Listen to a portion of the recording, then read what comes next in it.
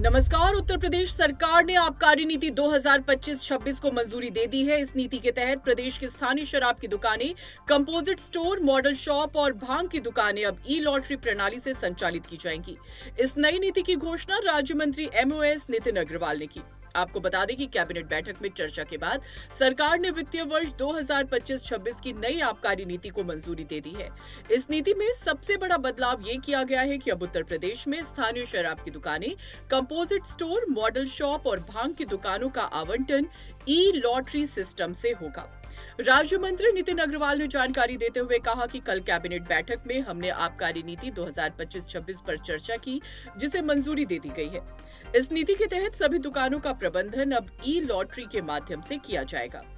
इस नई नीति का उद्देश्य दुकानों के आवंटन में पारदर्शिता लाना और अवैध ठेकों व भ्रष्टाचार पर लगाम लगाना है। इसके तहत अब दुकानें किसी एक व्यक्ति या समूह को सीधे आवंटित नहीं की जाएंगी, बल्कि ई लॉटरी प्रणाली के माध्यम से निष्पक्ष तरीके से आवंटन किया जाएगा। उत्तर प्रदेश सरकार ने आबकारी नीति में बदलाव करते हुए ये सुनिश्चित किया है कि शराब और भांग की बिक्री पर राज्य का पूर्ण नियंत्रण रहे। सरकार का मानना है कि इससे अवैध शराब बिक्री और ठेकों में धांधली को रोका जा सकेगा। नई आबकारी नीति के तहत अन्य कई महत्वपूर्ण निर्णय भी लिए गए हैं। माना जा रहा है कि इससे राज्य के आबकारी विभाग की आय में भी वृद्धि होगी और उपभोक्ताओं को भी बेहतर गुणवत्ता वाली शराब और भांग उपलब्ध होगी। कल माननीय मंत्रिपरिषद की बैठक में हम लोग वित्तीय वर्ष 2025-26 की आबकारी नीति को लेकर गए थे, जिसे माननीय मंत्री परिषद ने पारित किया है। उसके कुछ मुख्य बिंदु हैं जो मैं आपके समक्ष रखना चाहता हूं। सबसे पहले तो वित्तीय वर्ष 25-26 की आबकारी नीति में सबसे बड़ा जो हमने जो फैसला लिया है वो इस वर्ष हम लोग ई लॉटरी के माध्यम से प्रदेश की समस्त देशी मदिरा की दुकानें, कंपोजिट दुकानें, मॉडल शॉप्स और भांग की दुकानों के व्यवस्थापन की हम लोग को कराने का हम काम कर रहे हैं।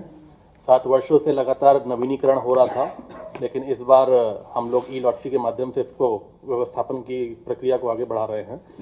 साथ ही साथ ई लॉटरी में भी एक आवेदक को केवल एक ही आवेदन करने का मौका मिलेगा और प्रदेश में एक आवेदक को 2 से ज़्यादा दुकानें आवंटित नहीं की जाएंगी। ये निर्णय माननीय मंत्री परिषद ने लिया है। इसी के साथ साथ हम एक नया मॉडल लेकर आए हैं कंपोजिट शॉप्स का। अब की हम नई व्यवस्था एक लेकर आए हैं।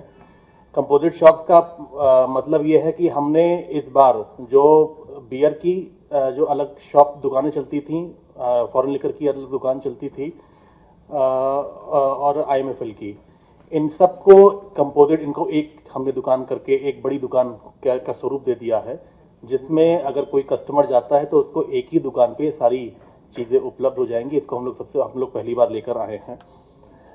इसी के साथ साथ ये भी निर्णय हुआ है कि प्रातः 10 बजे से रात्रि 10 बजे तक का समय, जो पिछले साल लगातार कई वर्षों से चलता चला आ रहा है, उसको हम लोगों ने 12 घंटे की समय सीमा तय करी है कि प्रातः 10 से बिक्री शुरू होगी और रात 10 बजे तक दुकानें बंद हो जाएंगी। जो हम लोग कंपोजिट शॉप्स लेकर आए हैं उसमें एक व्यवस्था ये भी करी है कि अगर कहीं पे हमारी मदिरा की, बियर की दुकान और विदेशी मदिरा की दुकान आसपास है, दोनों बगल में है, तो उसको हम लोग मर्ज करके उसको एक दुकान हम लोग क्रिएट कर देंगे। अदरवाइज अगर जहाँ पे जगह हम लोग को ज़्यादा उपलब्ध हो रही है तो हम ज़्यादा जगह पे उन दुकानों को क्रिएट करेंगे। हमने प्रोसेसिंग फीस भी इस बार क्योंकि लॉटरी आ रही है तो हम प्रोसेसिंग फीस हम लोग लेते हैं, उसको हमने 5 श्रेणियों में बांटा है। सबसे पहली श्रेणी जो है, जिसको श्रेणी 1 हम कह रहे हैं, उसमें जनपद गौतम बुद्ध नगर के विकास प्राधिकरण क्षेत्र हैं और उसके 3 किलोमीटर की परिधि आ रही है। उसी के साथ साथ महानगर गाजियाबाद, लखनऊ, आगरा, बनारस, प्रयागराज, गोरखपुर, कानपुर के नगर निगम क्षेत्र व उसकी 3 किलोमीटर की परिधि। ये जो श्रेणी 1 है, इसमें जो हमने प्रोसेसिंग फीस हमने इस बार जो हमने व्यवस्था बनाई है, उसमें देशी मदिरा की दुकान के लिए 65,000, कंपोजिट दुकान के लिए 90,000, मॉडल शॉप के लिए 1 लाख और भांग के लिए 25,000। दूसरी श्रेणी है जो महानगर, मैंने श्रेणी 1 में जो आपको बोले हैं उसको छोड़ के जो महानगर बचते हैं, उसकी अब 3 किलोमीटर की परिधि में उसमें देशी मदिरा के लिए 60,000, कंपोजिट के लिए 85,000, मॉडल शॉप के लिए 90,000 और भांग के लिए 25,000 रुपये का निर्धारण किया है। तीसरी श्रेणी नगर पालिका क्षेत्र जितने हैं और उसकी 3 किलोमीटर की परिधि, उसमें देशी मदिरा 50,000, कंपोजिट 75,000, मॉडल शॉप 80,000 और भांग 25,000। चौथी श्रेणी है नगर पंचायत की सीमा के 3 किलोमीटर के अंतर्गत में 45,000, 65,000, 70,000 और 25,000।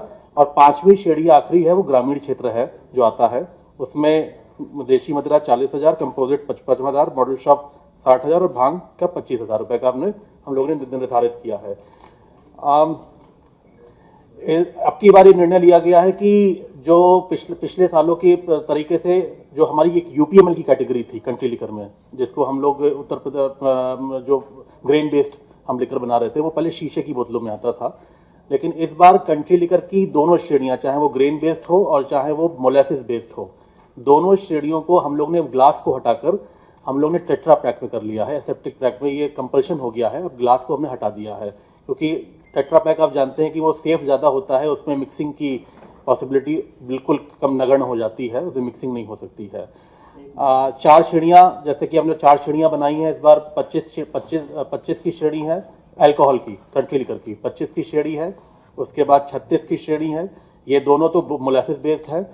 एक नई हम लोग श्रेणी लेकर आए हैं 28 की, और चौथी है 42 ये दोनों श्रेणियां यूपीएमएल कैटेगरी की हैं जो ग्रेन बेस्ड लेकर बनेगा। उत्तर प्रदेश सरकार के इस फैसले से शराब और भांग की दुकानों के आवंटन की प्रक्रिया पूरी तरह डिजिटल और पारदर्शी हो जाएगी। सरकार का दावा है कि इससे अवैध कारोबार पर रोक लगेगी और राजस्व में बढ़ोतरी होगी। अब देखना होगा कि इस नीति को लेकर दुकानदार और जनता की क्या प्रतिक्रिया रहती है। इस पर आपकी क्या राय है, हमें कमेंट में जरूर बताएं। यूपी की नई आबकारी नीति से जुड़ी हर अपडेट के लिए जुड़े रहें हमारे साथ। नमस्कार।